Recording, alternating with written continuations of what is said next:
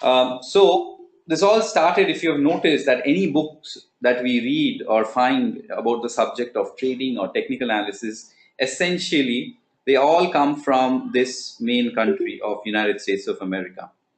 That's mainly because of the fact that this is one country which is the capitalist prime, and all the exchanges, the oldest exchange, the oldest futures and options exchange, everything came from here, the entire idea of capitalism, right? So it was back there before the 1900s, even before the 1900s, that a person named Charles Dow, right? He was the founder editor of the Wall Street Journal. Anyone who knows what is a Wall Street Journal? The Wall Street Journal is one of the most reputed periodicals, magazine in the field of financial markets. Now, he was a founder editor, and what he did in those days, he made two averages. One he called, okay, he didn't call it. One was the industrial average, okay, and the other one was the transportation average. So essentially, what he did, he took 30 companies which were mainly into industrials, and 30 companies who were mainly into transportation.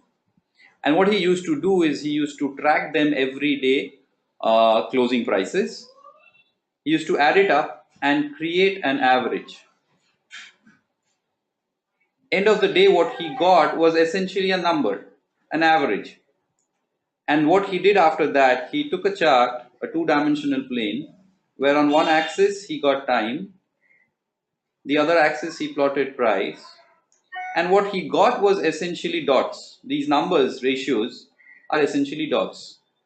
And eventually, when you join these dots, you get some kind of a graph going up and down.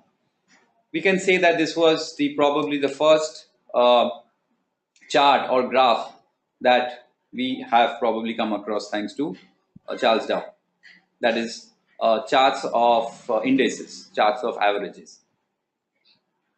Now he calculated them, he plotted them, he observed them, and he came out with tenets, few observations. These are the 6 main tenets of the Dow theory. Now this theory can be ancient, this theory can be pre or computer age, etc., etc. But still, the observations that was made by Charles Dow and put in these 6 tenets still holds really good, even in today's days, even when we have algo trades and almost over 30% of Nifty's volume is taken by computers. Let me ask a question. Why do you think so that even after 120 years, the observations made then, to a lot of extent, still holds true? What do you think? Why do you think that these observations that we are going to talk about still holds true in today's day?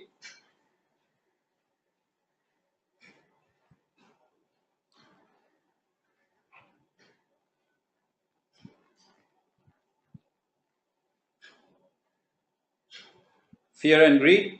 That's true, Abhiram. Let's get into that fear and greed thing a little more extended way. This holds true because of, let's say, if I tell you that the oldest exchange in Asia is the Bombay Stock Exchange. The Bombay Stock Exchange is around 142 years old, right? So we are essentially looking at a market, looking into an exchange which is over 100 years old now. And there were people 50 years back, let's say we go back minus 50 years.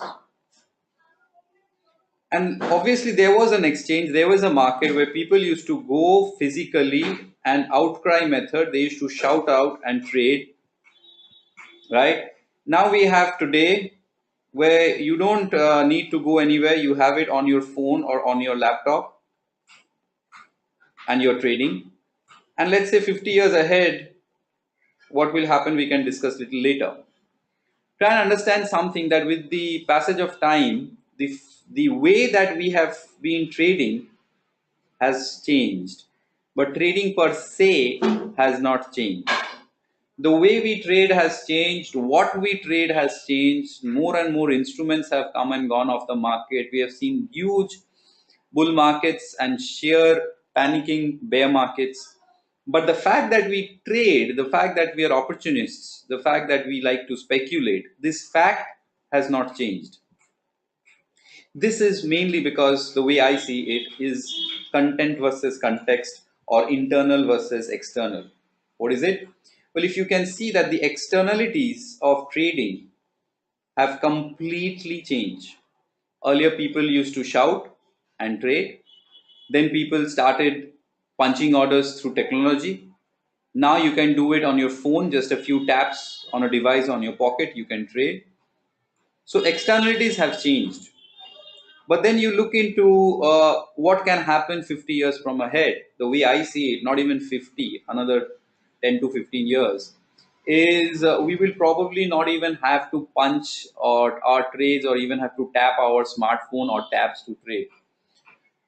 Probably we'll have chips inside us, or we'll be plugged into an intelligence where our thoughts will be read, and if we think and we decide, our mind decides that yes, Reliance is a good buy at 1000 rupees and I want to buy 10 shares of Reliance, this thought will be read by the computer and it will be triggered, and the trade can happen through the broker. What I'm trying to say is probably there will be no actions required. The very thought of us can actually take care of the actions. I think it's very much possible in the future. What I'm trying to tell you is note that how the externalities have been changing throughout, and it's a constant thing. This change is a constant thing.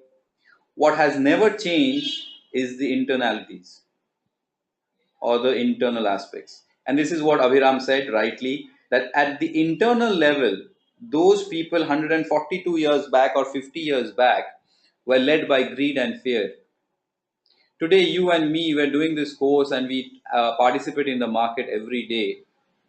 And our objective is to generate some passive income, active income, to be free from what we are doing now, to have that kind of flexibility to go anywhere and trade from there.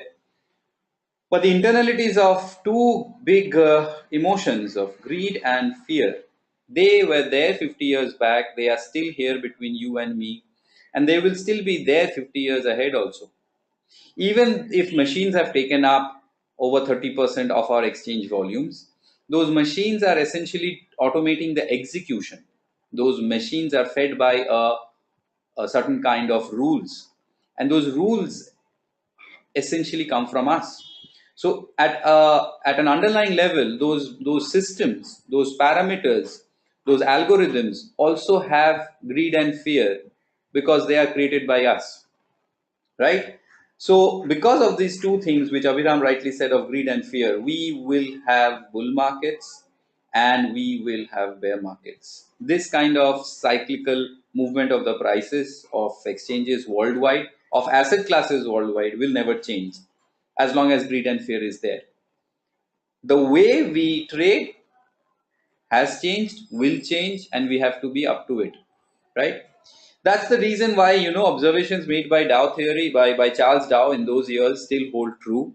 He did not say that I am coining the Dow theory word. It's his followers who later on came with the Dow theory. I find one book really nice if you want to read about the basics of this theory. It will give a good understanding of the structure of how the markets actually has evolved and works. And this is the book I'm talking about. Robert Ray, this one. It's not very clean. The name of the book is The Dow Theory. Robert Ray, not RGEA, it's RHEA.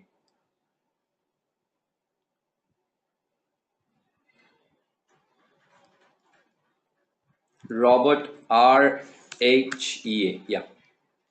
This is one book that we can look into for Dow theory.